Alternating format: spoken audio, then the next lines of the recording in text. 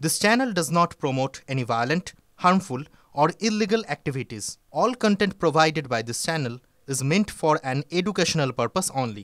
MDH chana masala এখন ছোলা হোক বা বরবটি দানা, সাদা চানা হোক বা কালো, সব রান্নাই হবে অসাধারণ। MDH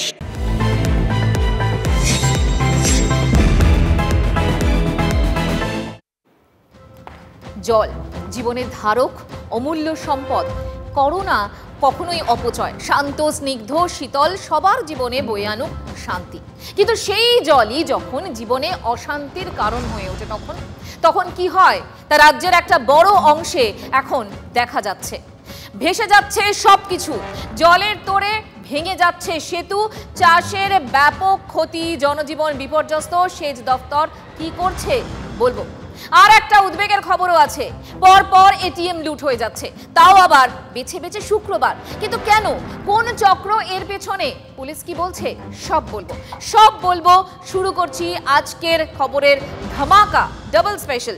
আজকের প্রথম ইস্যু দুর্ভোগের জল।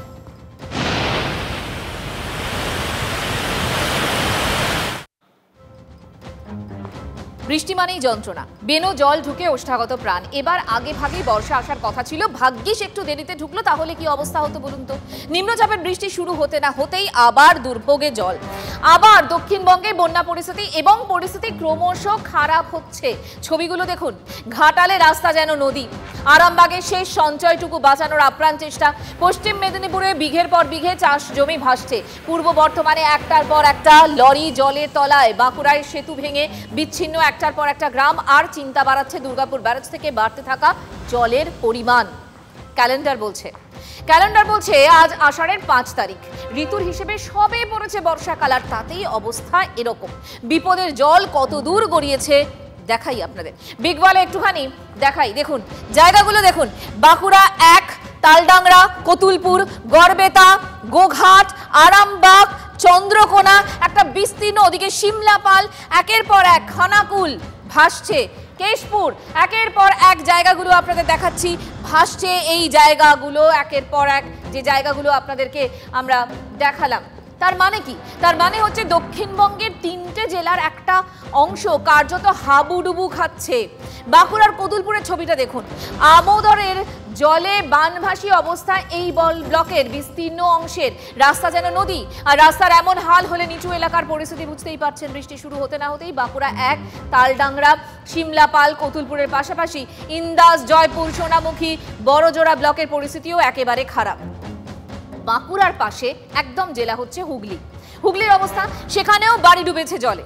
যতটুকু বাঁচানো যায় তা নিয়ে উঁচু জায়গায় যাওয়ার চেষ্টা দুর্গতদের। কোথাও টিউবওয়েল চলে গেছে জলের তলায়, রাস্তায় উঠছে জল, ঝুঁকি নিয়ে পারাপার করছে মানুষজন। সাঁকো ভেঙে সেতুতে জল ওঠায় গোঘাট, আরামবাগ, খানাকুলের বেশ কিছু এলাকা কার্যত বিচ্ছিন্ন হয়ে পড়েছে। গত বছর মুন্ডেশ্বরীর বাঁধ ভেঙে ভয়ঙ্কর অবস্থা হয়েছিল খানাকুলের চিংড়া অঞ্চলের। অভিযোগ তারপরও কিছুই করেনি সেচ দপ্তর। এবার জল বাড়ার পর শুরু হয়েছে বাঁধ সংস্কার। স্থানীয়দের আশঙ্কা, ডিভিসি জল ছাড়া বাড়িয়ে দিলে নতুন কাদামাটির বাঁধ একেবারে ধুয়ে মুছে যাবে।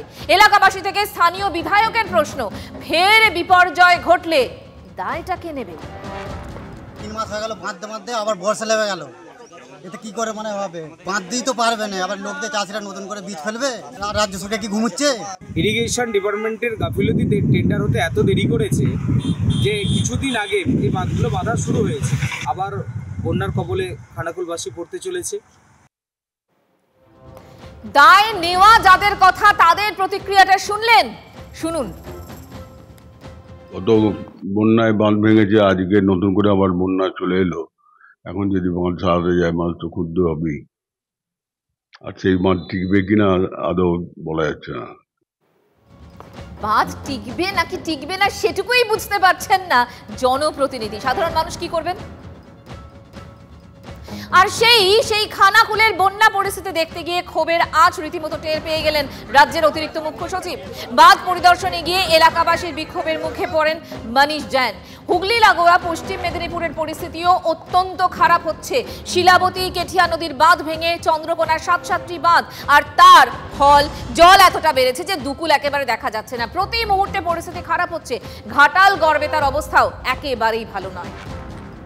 নদীর বাঁধ ভেঙে গেছে, কেঠা শিলাবতী দুটো নদীরই বাঁধ ভেঙে গেছে, ভেঙে যায় জলটা এধারে ঘুরে যায় এই পরিস্থিতি। জল বেড়েই চলেছে, বন্যা কমার দিকে নয়। ইলেকট্রিক নেই, পানীয় জলের সমস্যায় ভুগছে প্রত্যেকটা মানুষ। কৃষি জমি বলে কিছু নেই, সব জলের তলায়, মানুষ হাহাকার করছে।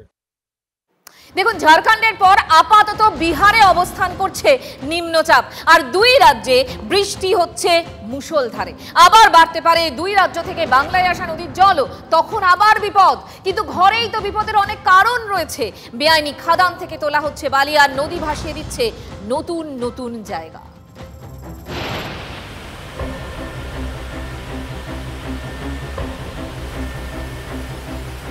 আবার বৃষ্টি, আবার বানভাসি। দক্ষিণবঙ্গের একটার পর একটা জেলার বেশ কিছু অংশ জলের তলায়।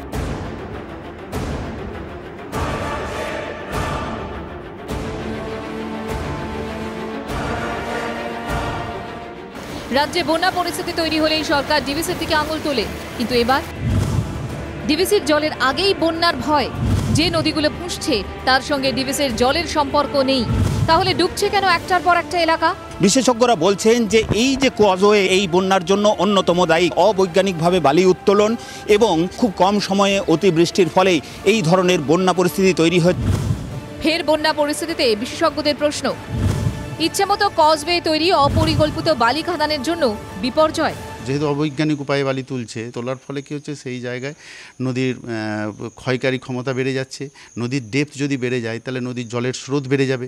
নদীর স্রোত যদি বেড়ে যায় তাহলেই ইরোশন, যে নদীর ক্ষয় ক্ষমতা, ওটা বেড়ে যাবে। 18ই জুন থেকে নদী থেকে বালি তোলা বন্ধের কথা, তারপরও নিয়মকে বুড়ো আঙুল দেখিয়ে তোলা হচ্ছে বালি। এদিন দ্বারকেশ্বরে বালি তুলতে গিয়ে ডুবে যায় পরপর লরি। একই পরিস্থিতি হয় গোলশিতেও। বিশেষজ্ঞরা বলছেন, অবৈজ্ঞানিকভাবে বালি তোলায় বদলাচ্ছে নদীর গতিপথ, নদীর গভীরতা বাড়ছে, আর তার ফলে বৃষ্টি হলেই ভেসে যাচ্ছে একটার পর একটা এলাকা।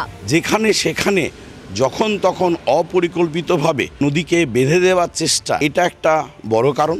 তার সঙ্গে বালি উত্তোলন, আর সবচেয়ে বড় দুঃখের ব্যাপার কর্তৃপক্ষ তাদের উদাসীনতা।